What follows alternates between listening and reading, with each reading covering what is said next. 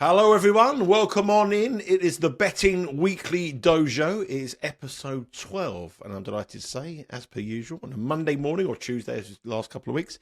Joining me is my co-host. It is Neil Channing. Now, Neil, I know it's Halloween week, but you didn't have to go to a haunted house to record this video, or are you in a palace? You're in Hampton Court Palace. What's going on here? How are you?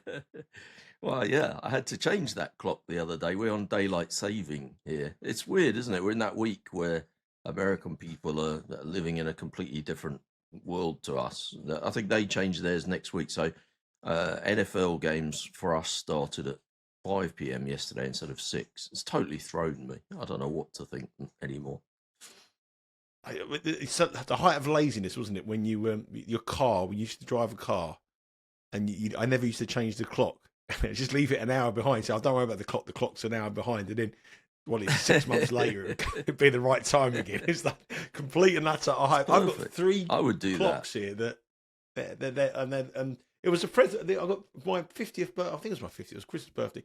Can't remember. It was a present. 3 different clocks sent to me from a good friend of ours, Joe Beavers, the poker player. Sent me 3 clocks. One on the UK time, one on New York time, and one on Las Vegas time. And It's like New York, no Paris, time. Peckham. Peckham, yeah. They're on none of those times now are any relevance at all. The batteries are gone. I haven't changed them. The clock's changed. And those clocks just sit. I look at it. I haven't got no That's idea. very high tech, though. Very nice of him. Very high nice present. tech. But at the moment in Las Vegas, it says it's 6 in the evening. In New York, it says it's 35 minutes past 4, and in the UK, it says it's 7:15 at night. So, as you can see, I haven't changed the batteries or I haven't kept ahead of anything to do with the things anyway. How's your week? I mean, NFL last night, big night of an NFL season, really getting up. I know you had a few actions there. You know, There was a couple of amazing games. There was a Hail Mary pass in the Washington Chicago game that ended the game. It's going a bit viral on Twitter. There was one guy on the defense. He went over and riled up the crowd. And then they conceded a touchdown. He's probably feeling a bit stupid this morning. It wasn't a great week for me. I started off really well in the early games, and I thought it's one of those ones where I thought, I'm definitely going to have a winning week. And then the late games were a disaster, so I ended up having a losing week. I actually went to bed. Did you stay up? The I went to bed before the late game. Woke up and found that if I won on the late game, I could just about break even on the night, and I lost on the late game. So I'm glad I didn't stay up, really. But no, we're on a funny transition period with the horse racing because in the UK we have, which they don't really have in America very much, we have jumps racing in the winter. So the horses go over hurdles and fences. And the flat season kind of ends, really. I mean, it drags on forever. I don't know really why it ends in November. It seems ridiculous. But so they were running the last big Group 1 of the season on heavy ground because it's rained a lot in the last few weeks, and it's the winter. Obviously, you'd expect it to. But now, of course, we have the big end of season finale in America because they have the Breeders' Cup from Del Mar this weekend. So the UK and Irish and French, I guess, racing aficionados will be looking stateside for our action this weekend coming up. So I'm looking forward to that. But I kind of in my mind, I think I've switched to jumps mode really over here. I'm not so interested in the flat and when they're running on this heavy ground.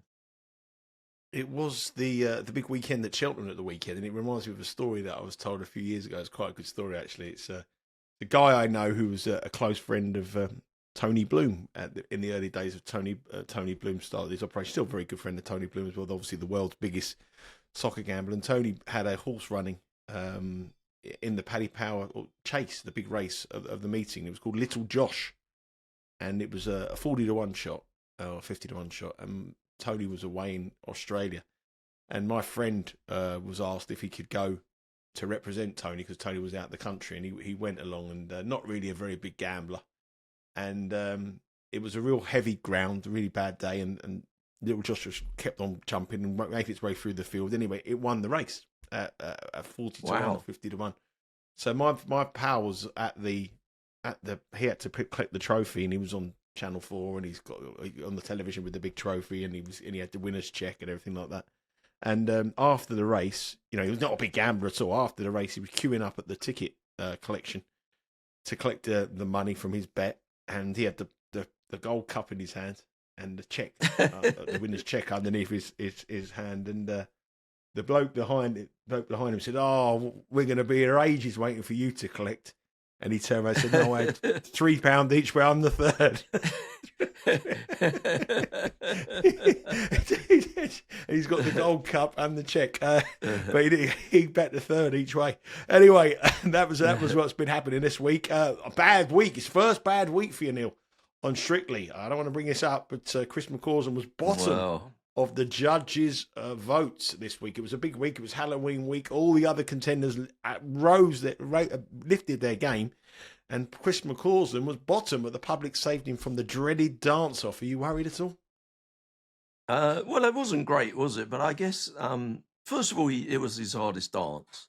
So I guess that's good to get that out of the way and not have to face the dance-off.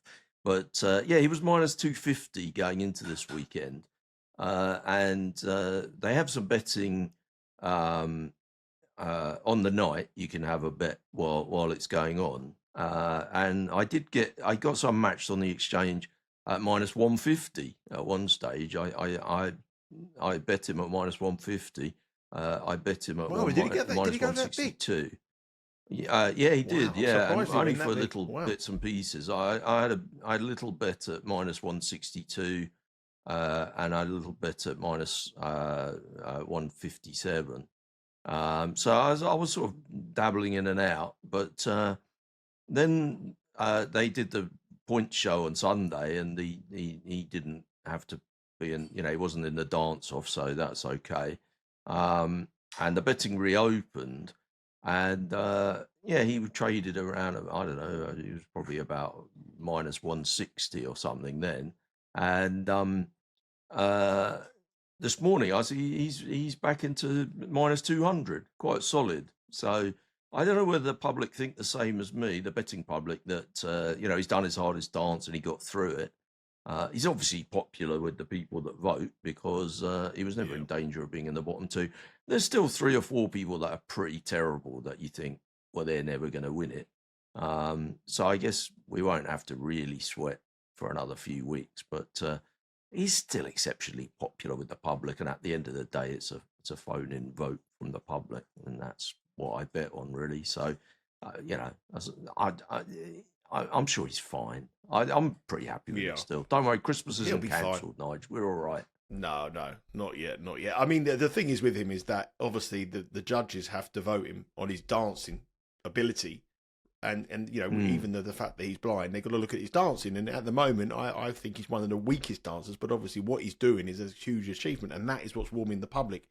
And I think that's a positive for you, actually, that he's been I think the today. judges are not factoring in his disability, are they? They're just saying, well, he's, we're just judging him, to say, which is, I think is right. I think they should do that. But, that the public are clearly not doing that. They're doing what you said and remembering what a massive achievement it is. So I think that will just carry on throughout, won't it, really? Yeah. A comment someone said the other day, where else can you get picks on a dancing competition winning where a blind man wins it in the Betting Dojo? I think he's absolutely spot on there. If this is the content you come through, if you want that kind of stuff, this is the place to be. We'll have to talk about Strictly a little bit more. Obviously, it's Dancing on the Stars for stateside viewers. That's the show we're talking about here. But we have to talk about a subject each week, and we're talking about different subjects. And every time we've done this dojo, this is episode 12 now, but every time we've spoken about becoming a pro gambler, or the pros and cons of becoming a pro gambler, how you decided to become a pro bettor. It's always been quite popular with the viewers and the subscribers, or the do joiners, I should say. And we're going to keep with that thing today. Yeah, we should tell them up front to do join, shouldn't we? Yes. Someone said you shouldn't wait till the end because you get more people. Well, yes, this is your bit then. Come on, then. Okay. This is like Bob Geldof pleading to the nation on Live Aid. This is what it is. I'm building this up as a big plea. Freddie Mercury's singing now, and this is where the spike goes up. Go on, Chalice. No, all I was going to say was, if you are watching on YouTube, first of all, tick like. assuming you're liking what we're doing, we still get roughly 10 to 15% of people that watch it tick like. So the other people are either extremely lazy or watch it even though they don't really have much of an opinion about whether they like what they're watching or not. And the other thing is you can press subscribe, which makes it sound like you have to pay money, but you really don't. It just means that the channel gets more subscribers, and the more subscribers it gets, the more chances of new people discovering this content is. So it's good for us. It doesn't cost you anything. So do join us by pressing the subscribe button now. That would be good. Thank you. There you go. Over. And the guy who's betting the over the likes is losing his money. He's losing every week. His line is going under every week. So we want him to cash, to go over the likes here, or to join us, as Neil just said there. Click it. It doesn't cost you anything. Keeps the content going. You like the channel. Also, we got the tennis. We also got the football as well, the soccer as well. You had a great week on the tennis, didn't you, Nigel?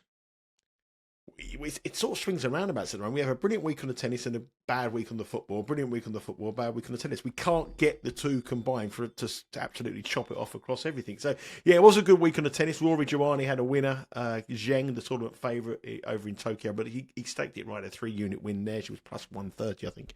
And Sean Calvert had Jack Draper, the Brit, who won over in Vienna at 8-1. So it was a very, very good week on the tennis. Unfortunately, the football this weekend was pretty poor, but the start of the season has been brilliant for anyone who's been betting the football as well. So keep subscribing, keep you joining, let us know and the content, and give us a comment below, because it hits the algorithms and we can talk about it, and we'll answer every single comment on the bottom of this channel as well. So keep that coming. Let's have a look at this comment. So what we're talking about today is pro bettors, like someone like yourself, Neil. We look at it, time management. It's not. I've said this before on these shows. We said about pro betting. You watch these people on Instagram. They're in fancy hotels. They're jet setting all around the world in sports cars. They're showing you screenshots of getting £10,000 on lump jobs here, there, and everywhere. They're smoking cigars at the racetrack. It's not like that when you're a pro gambler. You've got to manage your time. I mean, you're a busy man. You do this for a living. What is it like? How many hours a day do you spend researching? How many hours a day do you take putting the bets on? Just give us sort of insight at the moment to what it is like to managing your time to get the best out of what you need to capitalise on being a pro bettor. Well, I think the first thing is that, when you take that leap, if that's a leap you're thinking of taking to become a professional gambler, you've got to remember that you're a small business person. You're running your small business. So the flexibility and the freedom is what people like. They enjoy, not having a boss telling them what to do. But then it's up to you to have the discipline to make sure you get up each day and do the work that you need to do. I chose many years ago to make a switch from going for higher ROI bets, which were likely to cause my accounts to get closed, and I was going to have to use more friends to get on, and friends of friends and friends of friends of friends. And that was causing me problem with, bad credit, people weren't paying me, that kind of thing. And a lot more hassle with getting my bets on. And I chose to switch to higher staking in lower ROI markets. But of course, the higher staking means that, where I'm using different people to get me on, I get into trouble with, people not paying me again that way. So now I've kind of switched again, and I do a lot of kind of low ROI, but high volume of bets. So I'm having loads and loads and loads of bets. So I actually probably spend way less time than I used to researching bets, because I'm not trying to find bets where I think I've got a 10% edge, or, obviously like that Chris McCausland bet, I thought I had a massive edge. So I've played huge on that compared with my day-to-day bets. But if some of those bets I had on the NFL last night, I'm taking 10 to 11 over somebody's running yards. Clearly, I haven't got like a 30% edge or a 20% edge on that. I'm just thinking that's just a few percent edge. I'm not spending much time really researching that at all. And getting the bets on takes a bit of time. And then I'm looking through, seeing what I've done at the end of the week and thinking about, the balance of my bets. Am I having too many on to score a touchdown any time? Should I be switching to do under over their yardage? If I fancy a guy to score a touchdown, obviously he's likely to be good for over the yardage. So, I'm looking and thinking about things like that more than I'm thinking about, I don't know, how he matches up relative to the secondary of the other team or the defense of the other team. So I know, I'm probably spending less time than I used to actually looking at the sports. I spend almost no time watching the sports these days. NFL, I like the red zone. I like to watch the scores coming in. But if I don't think this season, I don't think I've watched a full game because actually I think it's bad for you. I think with recency bias, although I think I've trained my brain to not fall into the recency bias trap, I think if you do watch a 3-hour, 10-minute NFL game, you're bound to be biased about those two teams that you've just watched for the next couple of weeks. And unless you watch every single game and can be dispassionate about it, which again there would take hours and hours and hours, I think it's quite, I think that's quite bad. So where I've changed my whole kind of regime of gambling, I'm finding that the weekend is the best time to get my high volume on. Lots of soccer happening at the weekend. Obviously, the NFL, huge amount of horse racing. I'm doing other sports as well. So I sort of tend to find that probably 80% of my turnover now happens at the weekend. And that leaves me in a position on a Monday, Tuesday, Wednesday of perhaps not having that much to bet on. And I sort of try and take my weekend as Monday and Tuesday and have 2 days off, although the dojo has completely ruined it. And now I never get any time off at all. Well, I was going to say, do you have like a pretty set timetable? A lot of people go to the gym, a lot of people go to walk, they come back, they do the study and they look for the angles. Are you always looking for, you say like Monday and Tuesday, but do you come back and think, I'll tell you, I'm going to sit on the computer and look at the racing for that day? Do you have a set timetable, or do you encourage people to have a set I tend timetable if they're going to take up professional betting? I tend to sit down in front of the laptop about 9 a.m. It's pretty rare that I'm never after 9 a.m. It might be 8 a.m. And I have a check through. I've got a lot of open positions. I'm quite interested in politics betting, so I've normally got at least 10 markets in political betting where I've got positions. And I'd like to have a look and see what happened overnight. I'm in some WhatsApp groups with people who are talking about that kind of thing, and maybe there'll be some messages from the night before that I haven't seen saying, have you looked at this and have you looked at that, and what do you think about this and that? I've got a few other long-term things. Obviously, the dancing at the moment is very much taking up my time, and there's 2 or 3 people that text me about that from time to time. And I have a bit of a laugh about that, and I'm keeping a careful eye on that market. So those kind of things, I find over my first cup of tea of the day, I might have a look at that kind of stuff for half an hour or so in the morning. And then if it's not a Monday, Tuesday, or a Wednesday, I definitely have a look at the racing for the day, particularly if it's a big meeting. But outside of big meetings, I probably, I tend to stick to the Saturday, sometimes Friday, sometimes Sunday racing, and don't spend as much time on the Monday, Tuesday, Wednesday stuff. And like you say, I think it's important to try and not so much. I'm pretty bad at it in the winter, but in the summer, I try and leave my desk about 10:30. I either go out for a long walk until kind of lunchtime, or go for a swim. I like to go for a swim actually. About 8 months of the year, I'll go for a swim for an hour every day if I can, or certainly every weekday. I think you need to. I find in the swimming pool, I have a lot of my best thoughts, and I can clear my mind a bit. We don't want to hear about it. But I think it's important to get a balance. I mean, I don't know. You're obviously busy making lots of podcasts and appearing on stuff, and running about and you go to a lot of sporting events. I mean, do you have a kind of good schedule, really? Do you think? I think the thing is that I intentionally make myself busy because I feel that when your brain isn't busy and you go wandering, I get very bored very easy.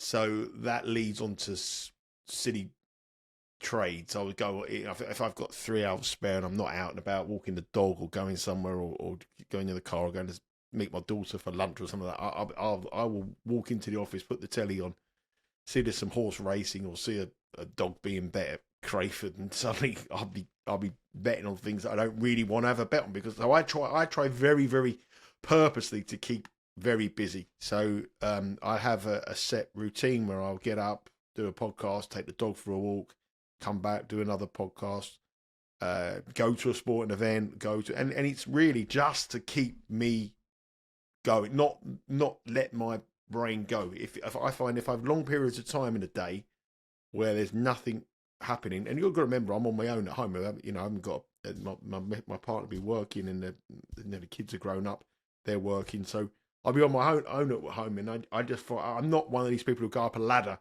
and start looking at the gutters, or I'm not going to go and start painting the spare room or decorating. I've never done that in my life. None of that's happening here. So I need to keep busy. So I essentially I try to do things to do busy, and that's why I like to go to a lot of sporting events. I go and see friends of mine after I've done the podcast at 5:00, and I tend to find that I don't study. Like, I think I know pretty much what there is to know about the sports I bet on. I'm always learning from people who come into the game with different ideas, but I'm more interested in line movements. I'm more interested in where a line is going, if it's going the way I fancy it, if it's going the way that I predict it, and I can see a line movement, and I don't feel that if I put any extra research into it, it would make my opinion either stronger or more. But if I tend to find that if people agree with where I'm coming from, I take satisfaction out of that, and then I have a bet. So I try to keep busy purely and simply to just keep my brain active. I find the longer, and you've got to remember as well, I've spent a lot of time abroad on my own, various different places on my own, and I find that if I go stale, then I've got to be busy. I have to be doing something. I have to be doing rotors. I have to be doing something. I can't just be doing nothing, because not having anything on leads to silly decisions from me, and that's something I've learned to adapt with over a period of time. A few things on that I sort of makes me think is when I used to be having a more kind of spread. I mean, honestly, if you looked at my turnover now, it's like 80% of it happens on Saturdays and Sundays, and maybe 10% of it happens on Fridays, and the other 10% happens the rest of the week added together. And when I made that transition, I from probably where I was before was 20 years ago, I would bet every day pretty much the same kind of amounts, and I'd just try and find something to bet on, and you can always find something. I'd find an angle in one of the races, or there might be a football match on in the evening, or there's always going to be something. But I think that when you're looking for bets, that's kind of a not, they should come to you, good bets, really, shouldn't they? And that was my dad. That was my dad's motto. My dad said to me, he's obviously worked at Ladbrokes for many years. He said to me, "Don't go looking for the winners. Let the winners come to you." Well, I think he was 100% right. And also the other thing, is quite hard to cure yourself of. I mean, I don't know about you. I still get a big adrenaline rush. If I've done a load of soccer bets on a Saturday, 3:00 is an exciting time. I'm excited. Yeah. A big adrenaline rush at 6 p.m. or 5 p.m. yesterday on a Sunday when the NFL kicks off, because I know that's going to be the most important thing that happens financially to me in the week. Obviously apart from the dance off, but the NFL, is very exciting, and then of course Monday is, it's a come down. It's not so exciting. And it's easy if you're unprofessional. It's easy to then go and look for that adrenaline rush and say, well, maybe I should have a bet on whatever I can find that's happening today, even though it's not a thing I've got such a big opinion on. I think I've said it many times in the 11 previous weeks. The thing that got me to be a much better bettor was to learn to bet bigger on the things where I've got stronger opinions. But also the other thing you said about research and stuff, I do quite a lot of research. I think I spend way more time looking at prices, searching around markets, following markets, tracking the way they've been going. I spend a lot of time actually physically putting bets on. That's quite time consuming. And I spend quite a lot of time looking at my numbers and, not looking at sport numbers. I mean, looking at how have I done on the NFL this week? What kind of bets did I do well on? What did I do badly on? Was there a bet that I regret making? Did I make any mistakes? That kind of analysis.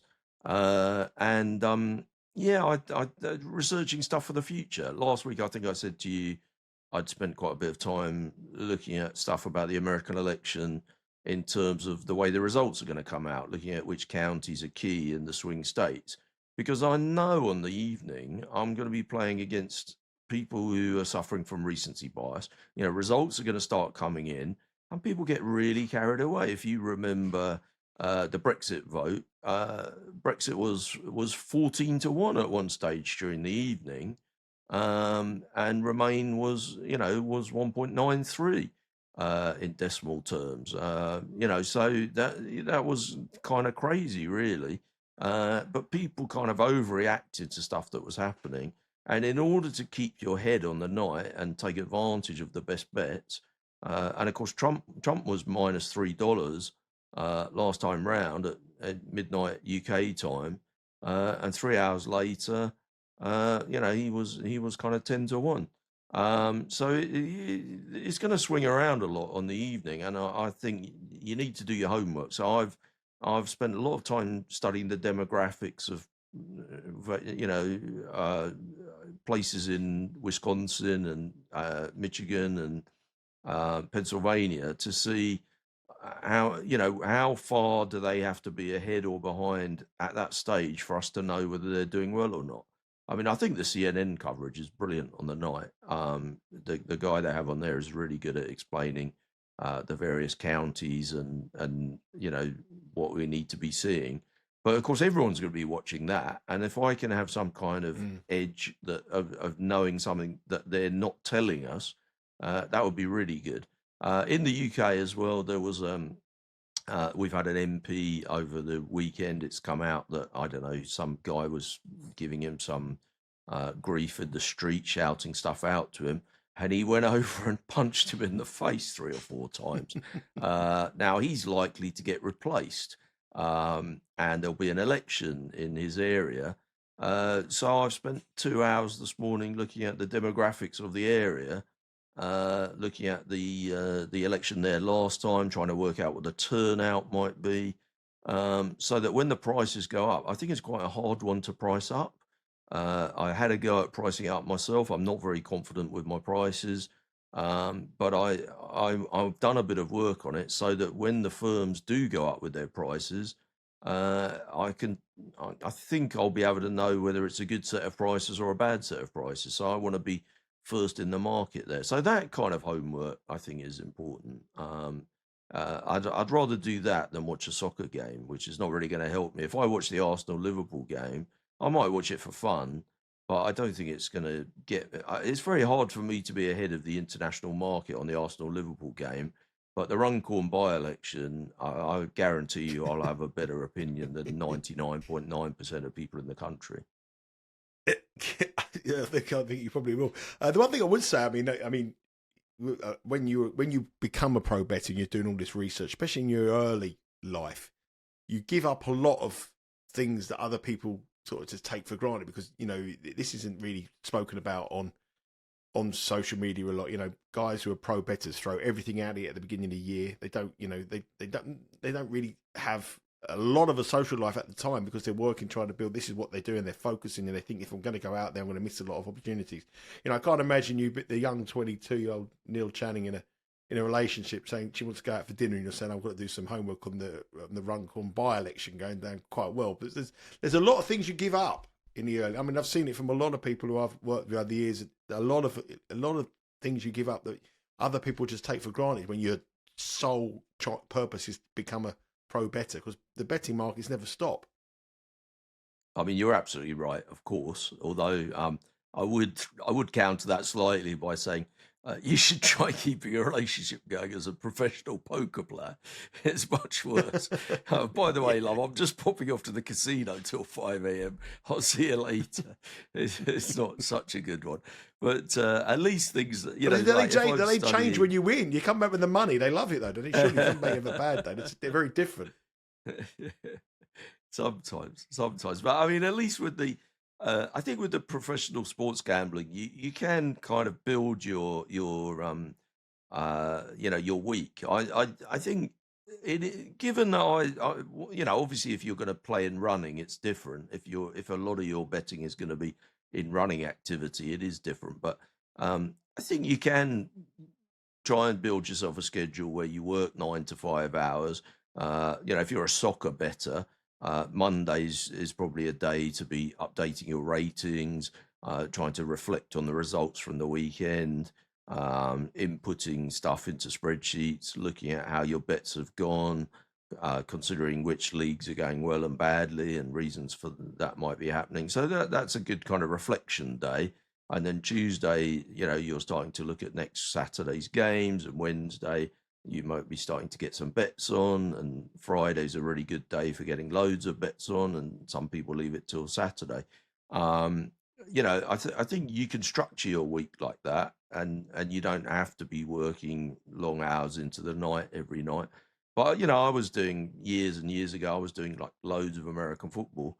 And in those days, Sunday night was huge. Obviously, you had Monday night football, which in the UK, I was living in London. I'd be up until 5 o'clock in the morning, 4 o'clock in the morning on Monday morning for the late Sunday game, and then 5 o'clock in the morning on Tuesday morning for the Monday night football game.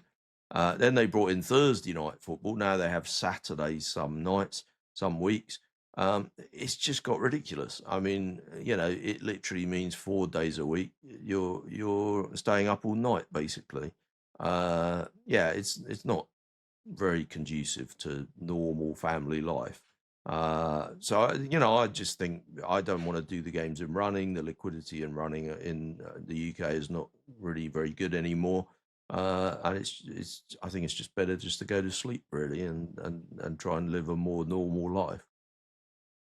Yeah, I'm slightly different to you. I've never been a pro bettor. I wouldn't have. I'm a fair judge, but I wouldn't be able to do it properly for a living. That's for sure. I wouldn't be able to do it. I haven't got the discipline to do it. Learn a little bit more now, but I haven't got the discipline at all. I'm aware of that, and I've always been quite fortunate to work as well. So I've just I've made money gambling, but to do it full time, I wouldn't be able to do it. The other thing I would say, that, I did share a house with a guy once. Many years ago, and he was doing cricket in running. That was his living. He also bet on baseball. So we were in London. Baseball generally started about midnight and ran through until about 6 or 7 a.m. And the cricket, of course, it's it's often either in the Caribbean with a 5-hour time difference, or South Africa with I think it's a 3-hour time difference, and then India. Is a bit, India and Pakistan a little bit more, and then obviously Australia is like a 12-hour time difference. So he was living an upside down world. I would come in from the casino having played poker at 5 a.m. And he'd be having a curry for lunch. You can imagine how many girlfriends we used to have staying around there. Not very many. Well, I mean, that goes back to my point. I mean, I was a bit different. I had children quite young and had a relationship and then moved into the house and everything. So, but I know that when I was gambling, like properly gambling, I would go to like family weddings or I go to christenings or birthday parties, and I wasn't in the room. I literally, I was ringing up every 5 minutes trying to, because there was no internet on your phone or anything like that. I was trying to find scores or commentary lines of horse racing or anything I could, because I wasn't in the room. And when I think about it now, I look back at it and I feel I missed out a lot on my children growing up because of it. Because I don't think I actually really remember many of their parties or anything like that. And that's how much it was. That's how much it overtook my world at the time. And I think it's very hard for people to do both. if you've got a young family and you're a professional gambler, I think it's very, very hard to be able to concentrate. And I think you've got to be a certain type of character, certain kind of person, which certainly you are, Neil. You're a certain type of character, and I think it's very different. Weddings are the worst one, though, aren't they? Sorry? I think weddings are the worst one. I've been. I do like going to weddings. I went to a nice wedding recently. A very great friend of mine, and it was brilliant. I enjoyed it a lot. But he's a gambler, and I was slightly disappointed to see it was on a Saturday. It's just like, I always think gamblers it should be just a rule that if you're a gambler and you get married, it should be on a Wednesday or a Tuesday or something like that. Because I think I've been to 4 weddings of people that are involved in gambling or professional gamblers in the last 2 years, maybe 5. I'd have to remember. And only one of them was midweek. And I remember the invite coming and thinking, oh, brilliant, it's midweek. This is fabulous. I just think it should be a rule. Everybody there at all the weddings that I went to was like, what have you done in this match? What have you done in that match? Have you heard the score here? Have you heard the score there? Did you see that race?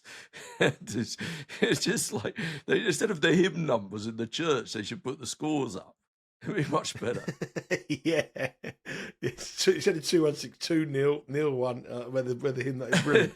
But I mean, that is the trouble. That is a bit of a trouble, though. If you are doing this, you do give up a lot of that. Especially when you're starting out, when you've achieved a level that you have now, you can manage your time a little bit more. But at the beginning, you are going to be asked to do a lot of stuff. I suppose for you, though, Neil, you said it, touched on a little bit of being in the most time-consuming for you now is actually getting the bets on.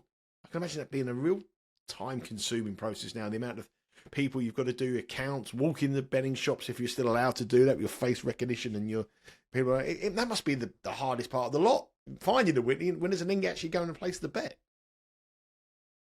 Well, I mean, there's so many different ways to play this game, isn't there? And the most successful gamblers in the UK and around the world have really scaled the thing up by huge online operations with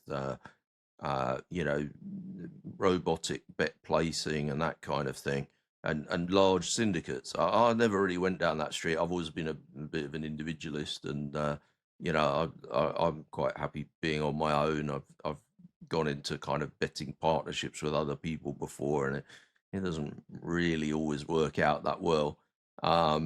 So I've alluded to it a few times. I definitely changed the way I bet and operate, for various reasons. But the main reason being that where I was trying to bet on the things that I thought I had the absolute biggest edge on and just get the maximum amount possible on those things, if you keep doing that, you're just, and you don't give any other action, your accounts are not going to last 5 minutes. And I guess 20 years ago, I spent all my time just chasing new accounts, finding new people to get me on.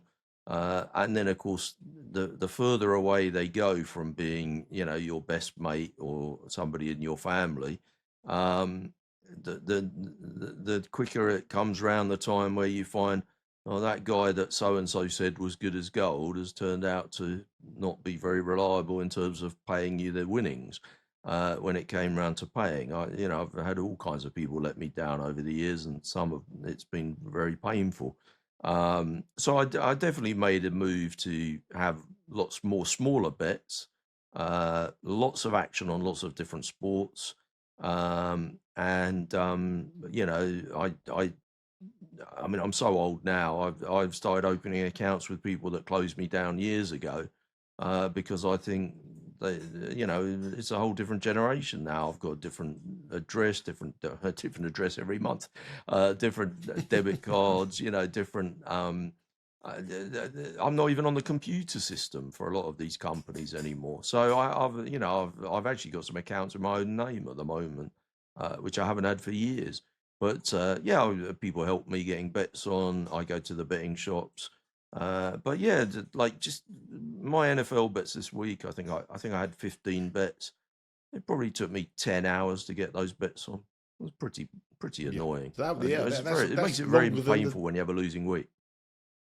Yeah, much longer than actually finding the bets. I'm going to give you one final question before we wrap up for the week. What is more important, have an understanding of the sport you're betting on, or learning from the mistakes and analysing your previous bets? What do you think is the most important out of those two? Oh, that's an easy question. That's the second one. Yeah, I mean, I think you can virtually know nothing about the sport, but if you can keep your head, and if you can see what you're doing right and wrong and learn from your mistakes with the bets, that's just going to be way better. I mean, and also like in terms of where you all you've got to remember all the time is you're competing against other people in all these markets. You're just competing against the next guy. You've just got, there's that old joke, isn't there, about the two guys in the jungle, and suddenly there's a cheetah there, and they're terrified that this cheetah is gonna get them, and so they're kind of hiding behind a tree, and the cheetah's kind of looking towards them, and one of them suddenly changes his shoes and puts his running shoes on. And the other guy says, "Well, I don't think you're going to be able to outrun the cheetah. It's like the fastest animal on earth." And he says, "Well, I don't have to outrun the cheetah. I just have to outrun you." But I mean, that's sports. That's sports gambling, isn't it? You don't need to be the best person out there. You just need to be better than the other gamblers, really. If you can, if you can, like if I'm watching watching an NFL game for 3 hours to try and learn some insight about the Washington Commanders that no one else has picked up on, that's a really difficult thing to do. But if I can control my emotions and make sure that I bet in the most efficient way, that I'm not guilty of recency bias, that I might look at a market on a running back, and I can see where it's advantageous to bet on him to score an anytime touchdown compared with taking over his yardage, or I can get a standout price that I see somewhere on him to score the first touchdown, and I bet efficiently like that, and I don't get swept up and start taking bad prices. That's going to give me a much bigger edge, and that's a much better use of my time. Yep. Finally, good. Can I put a couple of quick questions? Last week, we got a question from Bradley SM94. Question for the dojo. It says, I hear often in the daily live streams about the sharp Asian money. That's the daily live streams that we have every day here on the channel at 11 o'clock Eastern time, coming in on certain markets. How can this be seen, tracked, or how can sharp action be followed more generally? Question for you, Neil. Well, I think on the soccer, it's quite hard, isn't it? Because, when we talk about sharp action, we're talking about 3 or 4 big syndicates, really. I mean, I think you get sort of obviously big late movements in the market that are due to team news often, are often going to be attributed to big syndicates, especially when a short price favourite starts to drift late on. That will normally be because of big syndicates. If you get a popular team like an Arsenal or a Liverpool, and they're a hot favourite for a game, and then the team news comes out and they start to drift quite a lot, that will often be just 2 or 3 big syndicates playing against them. But I think for the individual punter, it's pretty hard to tell. I mean, Tony Bloom's not really in the business of telling us what Star Lizard are betting on in every game, but you can sometimes deduce it, and but I don't think I can't make it easy for you. There isn't a website you can go to that says what a Star Lizard betting on this week. I wish there was. Yeah, I wish there was. Who's got this idea? If you hear anyone from Starland is watching, we'd be very intrigued to do that. Got another question. This is a question that comes up quite regularly from you, Neil. Philip Jordan 7088 has asked, when is your autobiography coming out? Your gambling experience. He would buy it. It'd be great reading. Now, I've heard that from a lot of people before. When is the Channing autobiography coming out? It's tricky, isn't it? I think it might be a subject for another dojo about gambling books and stuff, because I think so many of them are a bit rubbish, actually, and people, I think people are not very honest in them. They like to big themselves up and talk about how great they are, I think Billy Walters did one, famous Vegas gambler. About 2 years ago, it came out. He'd just come out of prison. Actually, he was in for insider trading. It was I don't know whether you followed that story. Him and Phil Mickelson got involved in buying some shares in a company, and it all went a bit wrong. But he wrote his book, and people talked about how great that was. But actually, I sort of feel like that book was quite a lot of bigging himself up and talking about his wins, and it didn't really teach you how to be Billy Walters too much and how to bet like he bets. I think that's what people want from those books. I don't know. I did have a company approach me a few years ago about writing it, and they said, well, you don't have to write it yourself. You just go to a hotel room, and somebody will be there with a tape recorder, and they'll just ask you a bunch of questions, and you'll talk for hours, and then they'll turn it into a book, and you'll give them 5% of the money. I didn't really fancy that. I felt like if I was going to do it, I'd have to sit down and write it myself. But yeah, I don't know. I think you'd be I struggling don't for think I'm 5 ever going hours, to Charles. find the time. I think you'll go on for longer than 5 hours. The stories you come out. I tell you one thing. I've just finished my first book. I've just done my first book. Yep. I'm starting colouring in my second one next week. I know who'll play you. I know who'll play you in the movie. I would pay money to read your autobiography, Nigel. Yes, I'd have to leave a lot out. I know who would play you in the movie. Definitely, Josh Widdicombe, the comedian Josh Widdicombe. Oh my God! You're from America. Really? Google. He sounds like you, and he looks a bit like you. And he got the old glass of Josh Widdicombe. If you want to play Neil Channing in the movie, you can have it. Finally, before we go, I'm going to give you a bet here, Chad. I'm going to give you a little bet. I know this might date, but I thought I want to mention it for the joiners. I went a couple of weeks ago, didn't it? 3-4 weeks ago. I went with Aberdeen, didn't I, after their trip to Europe. I thought Aberdeen were a good bet to win. And the market hasn't adapted to Aberdeen. They are playing exceptionally well in the Scottish Premier League at the moment, Premiership at the moment. Okay. They've played 9 matches, won 8, drawn 1, level on points with Celtic, went to Celtic and drew 2-2. It's a real title race up there. And Aberdeen are a real good side. They're 100% record at home, and they play a Rangers side on Wednesday this week, and Rangers are struggling. They're nowhere near they're being priced up purely by reputation and name than what they are now. Aberdeen are on current form and on all the metrics are a lot better than this Rangers side. Rangers, I like the sound of this. Don't score many goals. People are priced on reputation to be against them. That's Aberdeen good. are 3-1. Well, they've just been bet. They were 3-1 yesterday. I was going to sort of send a tweet out, but I thought I'd save it for the dojo. They're 3-1 at home to beat Rangers, and they're now being bet. Is this in the league? Is it 2 points in the league? It's a huge match. Aberdeen are a real force this year. I'm looking now. The Scottish Premier League is a little bit different than it has been in recent years, and Aberdeen are right in the shake-up. Unbeaten, this 100% record at home. Went to Celtic, drew 2-2, level in points with Celtic, and it used to be a race in the title between Celtic and Rangers, and this year Aberdeen are the party poopers, and 3-1 at home or around about that market. It's a very plus 275, I think they are, but that doesn't sound too bad, does it? That's a big price. That's a big price. It's not, to be fair, marginal favourites at best, Rangers, for this one. Plus 275 will be bet. Keep an eye on that for Wednesday. Okay, Neil, I'll let you go. I know you've got a lot of studying to do. You've got to go and put 10 hours worth of bets on. You've got to go for a swim. You've got to look at you've got to study the Runcorn by-election. And you've got to take the missus out for dinner, I suppose, tonight as well. So it's a busy day for you. Busy day for everyone. Thank you very much for watching. As Neil says, you know what you've got to do. You press that subscribe button. Do join us. Very important. Press the like button as well. All the likes here. Hope any comments you have for the show, please put them at the bottom of this video.